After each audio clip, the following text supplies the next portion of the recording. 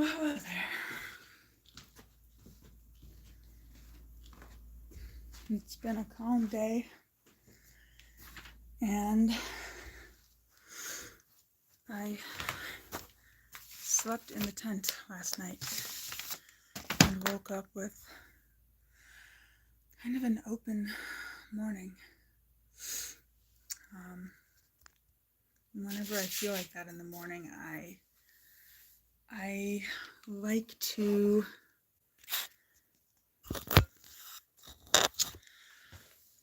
orient toward being open throughout the day.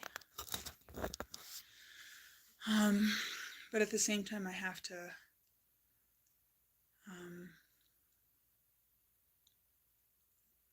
not cling to that, be open about being open, and accept that, my thought-based work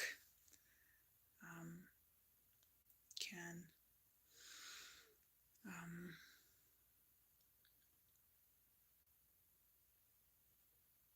take me out of that space of being open.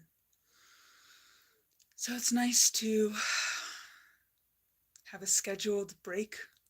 I've never done a scheduled live before, but I was getting feedback that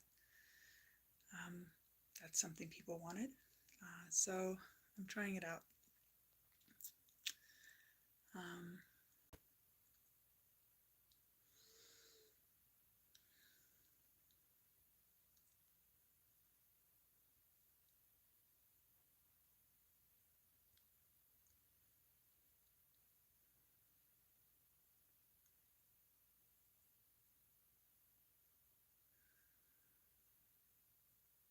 So now that I'm here, I'm landing and no one is on, so that's all right.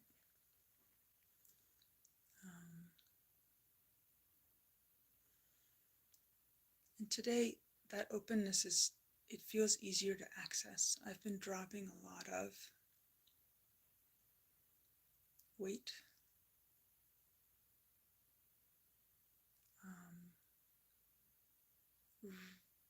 Kind of going a step deeper on, I guess, solidifying, remembering that thought. I don't have to dissipate it or argue with it.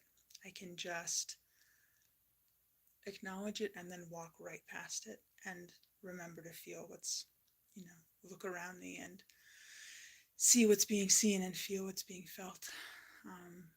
And that's really coming back around from when I really felt that at the retreat last December, half a year ago now.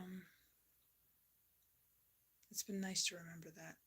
It makes everything lighter, and it reminds me that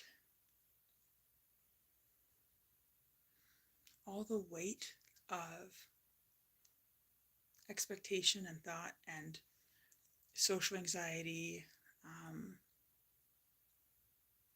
I can walk right past that and not give it any, I don't have to carry that. I can put that down. So that's been nice. I see people have said hi. Hello.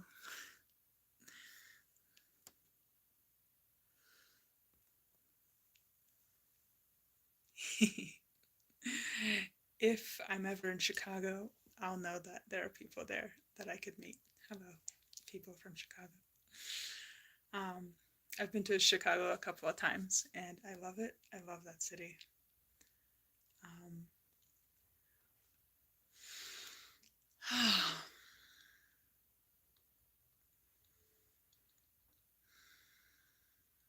So I'm kind of feeling into, there's no plan, by the way.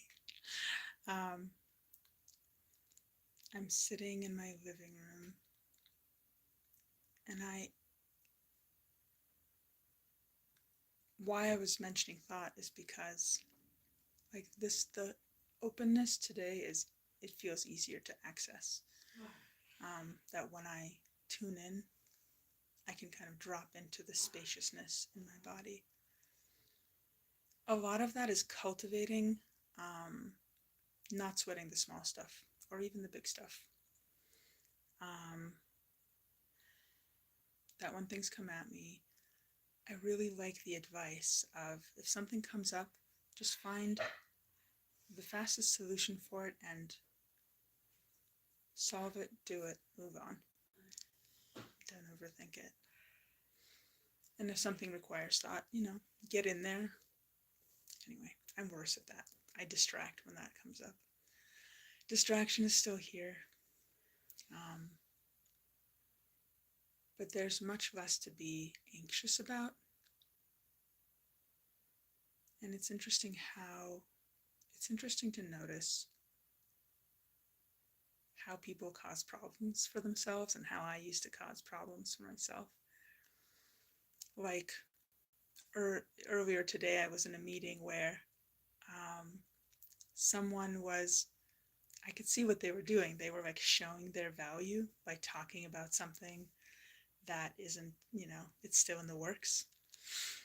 And because they were anxious to show their value, they suddenly opened a can of worms of lots of questions about something that isn't a thing yet.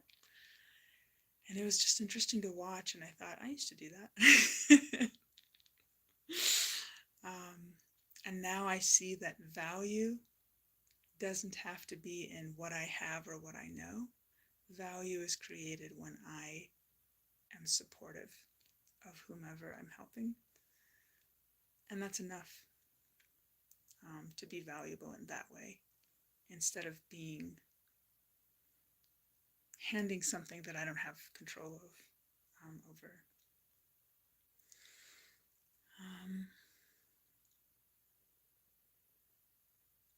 Yeah, part of why letting go of a lot of the thoughts is hard is because there's something that makes you feel important when you're solving problems. It makes you feel valid. And I've heard, my teacher say this over and over, that when you drop a lot of the thought, it gives you not much to do. That can hit kind of hard sometimes, where you're like, oh my gosh, there's like nothing. And to see how much validation I was getting from having to deal with stuff. And now that I am choosing to deal with less, there's more peace, but there's also handling that space in a mature way. And I make all of the mistakes. And seeing the cycles of distraction, just they're winding down, and it takes them forever to wind down.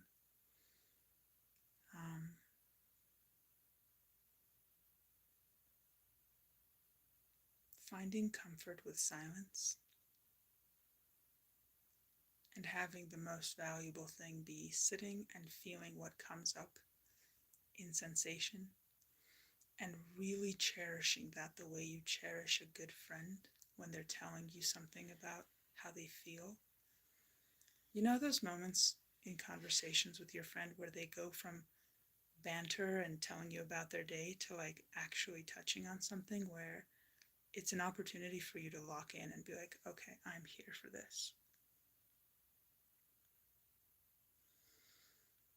And now I see that some of the most valuable time looks externally like meditation or doing nothing, but it doesn't have to be an activity like that. It can just be being with your inner sense and your inner body the way you sit with a good friend. And when you're silent for long enough, surprising things can start coming up. That can be the kind of exhilarating that thrill seekers spend their whole life chasing. And it happens quietly, invisibly to anyone else, and in a way that you can't describe it. So it's not a story. It's not something that You have an exciting story to tell about. You wanna, but there's no words for it. If you're with your body and with your inner sense for long enough, the things that come up are wild.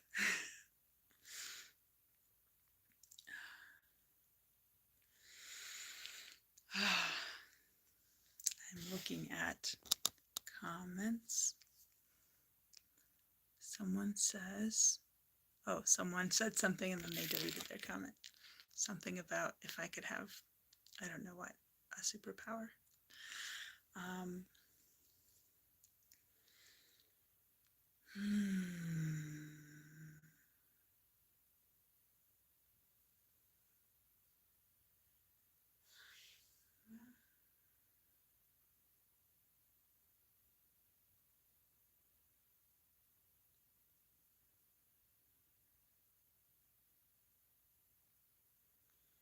I've been fortunate enough to discover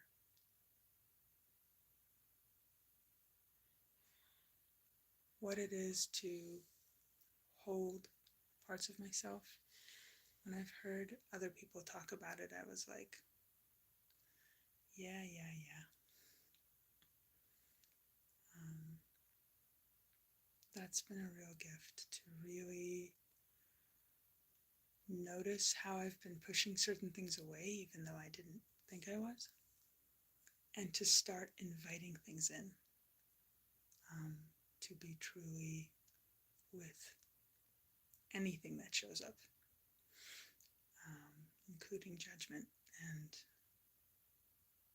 something that I might be ashamed of or judge negatively before. I'm gonna grab some water. My kid was nice enough to leave this here by accident. Oh my God.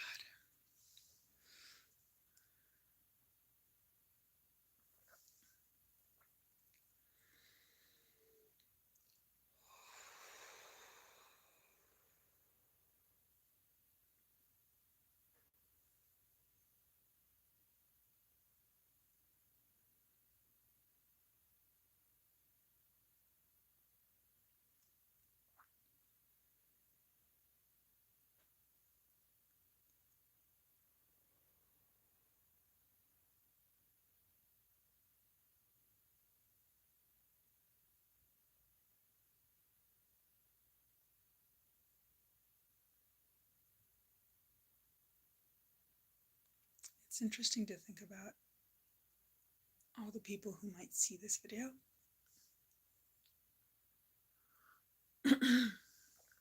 Which oftentimes is not that many, um, and all the things that they might be going through all over the world.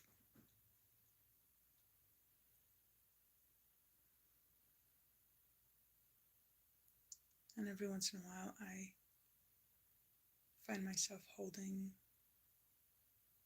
everyone in my heart because there's a lot of hardship in the world.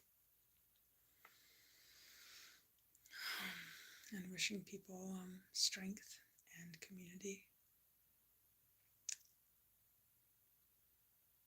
Sometimes community is popping online and seeing a friendly face, but oftentimes community is holding space for others, whether it be one friend or the people that you can invite, to a gathering. Finding the energy for that and the time for that can have a lot of power. And it can build resilience against so many things. I think the lesson of community is one that most places in the world know better than here in the United States, because here community is not built into the value system. So we are learning the power of community now, even more than we did before. What is it to hold community that doesn't have any core rules or beliefs? other than togetherness and acceptance.